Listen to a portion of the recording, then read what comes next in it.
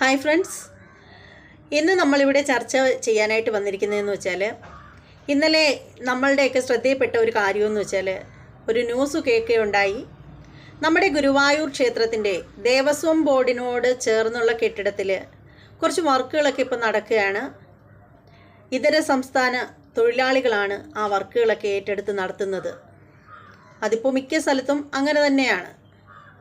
പക്ഷേ അങ്ങനെ നടത്തുമ്പോൾ ഒരു ക്ഷേത്രത്തിൻ്റെ പരിസരത്ത് ഇങ്ങനെയൊക്കെയുള്ള വർക്കുകളൊക്കെ നടത്തുമ്പോൾ അത് കരാറെടുക്കുന്ന ആളിന് ചില ഉത്തരവാദിത്വങ്ങളൊക്കെ ഉണ്ട്.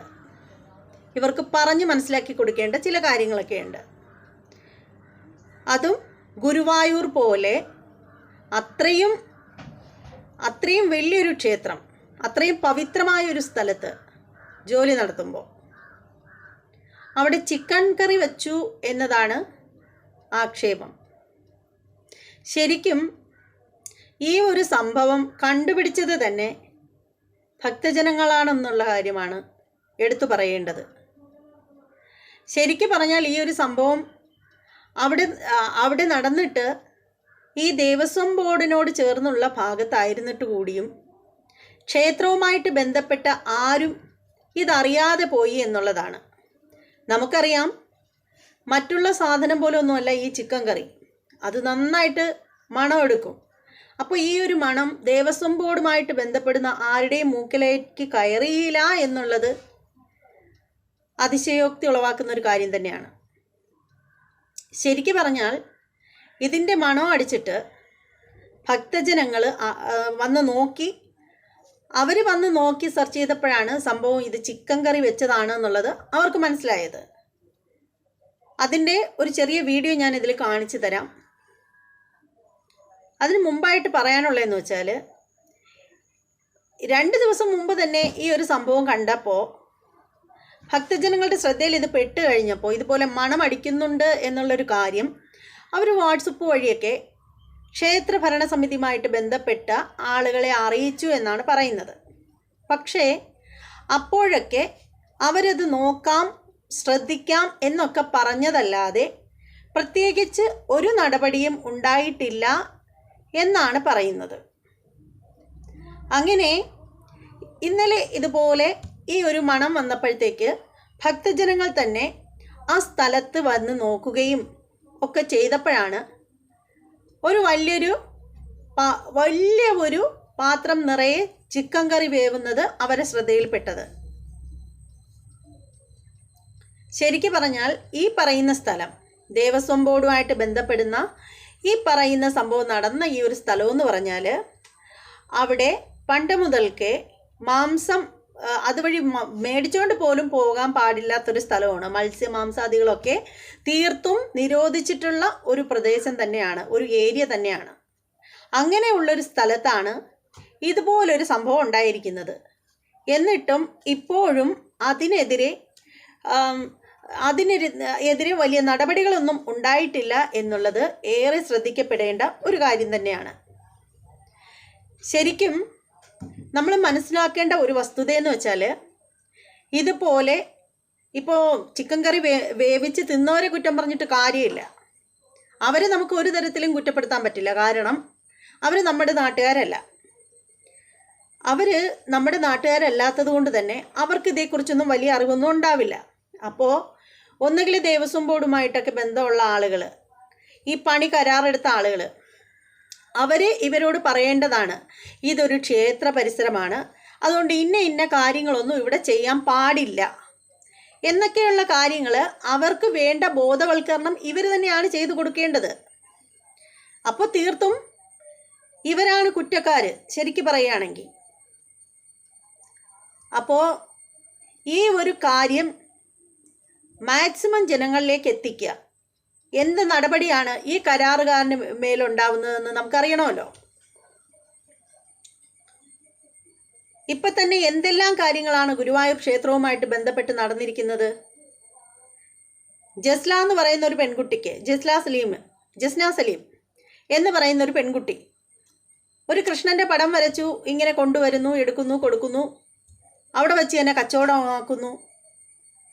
അവിടെ വെച്ച് തന്നെ അവരെ എന്താ അവരുടെ യൂട്യൂബ് ചാനലിൽ വന്നിട്ട് കമൻ്റ് ഇട്ടു എന്ന് പറയുന്ന ഒരു പുള്ളിക്കാരത്തിയെ അവിടെ വെച്ച് കണ്ടുപിടിക്കുന്നു, അവിടെ വെച്ച് അവരുടെ വഴക്കുണ്ടാവുന്നു. ഇത്തരം പ്രശ്നങ്ങൾ അവിടെ നടക്കുമ്പോഴും ഈ ക്ഷേത്ര ഭാരവാഹിത്വം വഹിക്കുന്ന ആളുകൾ അവരെ വേണ്ട രീതിയിൽ നിയന്ത്രിക്കുന്നില്ലേ? പിന്നെ അത് മാത്രമല്ല, എന്നിട്ട് നമ്മൾ കണ്ടതാണ് റീൽസ് എടുക്കാം. ക്ഷേത്ര പരിസരത്ത് ഒരു രക്ഷയില്ലാത്ത റീൽസ് എടുപ്പ്. ഒരു 35 വയസ്സിന് മേൽ പ്രായമുള്ള ഒരു പെണ്ണ് കുഞ്ഞി കണ്ണന്മാരുടെ കൂടെ അവിടെ അത്രയും ആടി ഓടി നടക്കുന്നു. അതുമാത്രമല്ല, ഇപ്പോൾ ഈ ജസ്ന സലീം എന്ന് പറയുന്ന ഈ പെൺകുട്ടിയെ പോലെ തന്നെ മറ്റൊരു പയ്യൻ ശ്രീകൃഷ്ണ വേഷത്തിൽ, അതൊരു വലിയ ചെറുക്കൻ. ഇതൊക്കെയാണ് ഇവിടെ ഇങ്ങനെ നടന്നുകൊണ്ടിരിക്കുന്നത്. ഇപ്പോൾ അതിൻ്റെ ഇടയ്ക്കാണ്, ഇതൊക്കെ നടക്കുന്നതിൻ്റെ ഇടയ്ക്കാണ് ഇപ്പോൾ ഇങ്ങനെയൊരു ചിക്കൻ കറിയുടെ ഒരു പ്രശ്നം.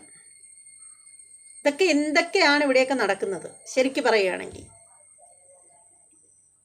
എന്ത് തന്നെയാണെങ്കിലും ഇനിയെങ്കിലും ഇതുപോലെയുള്ള വീഴ്ചകൾ വരാതിരിക്കാൻ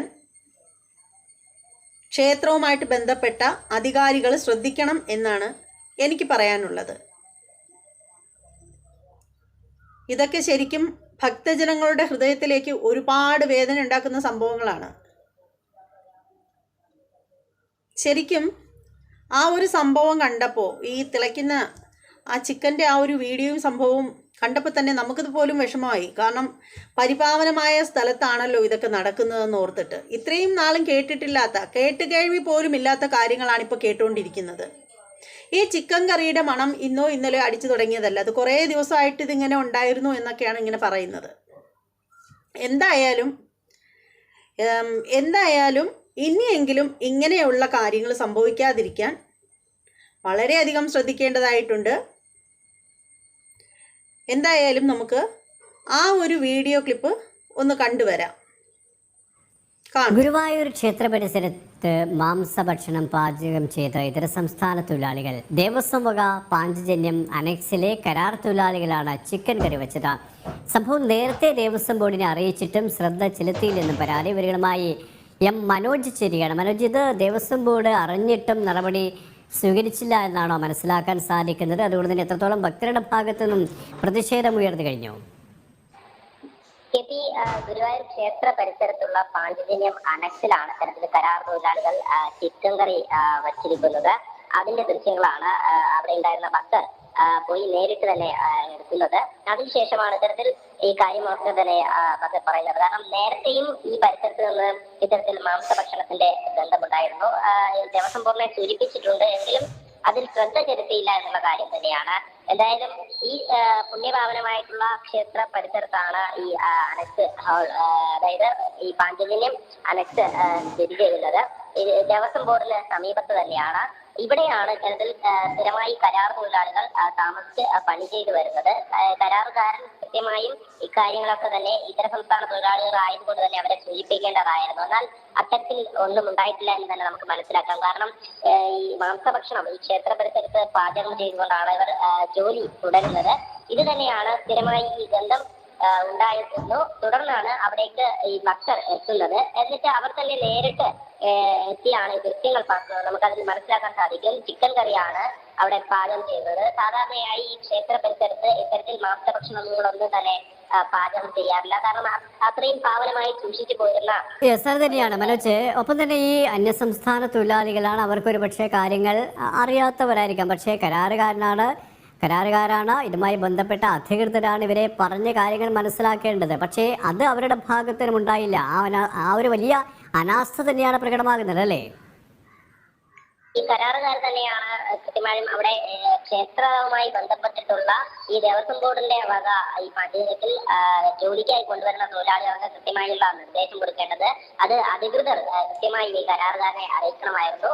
ഇതര സംസ്ഥാന തൊഴിലാളികളായതുകൊണ്ട് തന്നെ അവർ മാംസഭക്ഷണം പറ്റുമെന്നുള്ള കാര്യം നേരത്തെ തന്നെ ചിന്തിക്കാവുന്നതാണ്. അത് കൃത്യമായും അക്കാര്യത്തിൽ ശ്രദ്ധ ചെലുത്തിയില്ല എന്ന് തന്നെ നമുക്ക് മനസ്സിലാക്കാം. ഇതിൽ മനോജിലേക്ക് ഇപ്പോൾ BJP ഗുരുവായൂർ മണ്ഡലം പ്രസിഡന്റ് ശ്രീ അനിൽ മഞ്ചരമ്പത്ത് നമ്മോടൊപ്പം ചിരിക്കുകയാണ്. ശ്രീ അനിൽ, ഇത്തരത്തിലുള്ള ഒരു സാഹചര്യമാണ് ഗുരുവായൂരിൽ ഉണ്ടായിരിക്കുന്നത്. ഇത് ഈ കരാറുകാരൻ്റെ ഭാഗത്തിനൊപ്പം കരാറുകാരനെ കാര്യങ്ങൾ ബോധ്യപ്പെടുത്തേണ്ട ദേവസ്വം അധികൃതരുടെ അടക്കം ഭാഗത്തു നിന്നുള്ള ഒരു അനാസ്ഥ തന്നെയാണ് മനസ്സിലാക്കേണ്ടത് അല്ലേ? ഭക്തരെ സംബന്ധിച്ച് വളരെ വേദന ഉണ്ടാക്കുന്ന ഒരു വാർത്തയാണ്.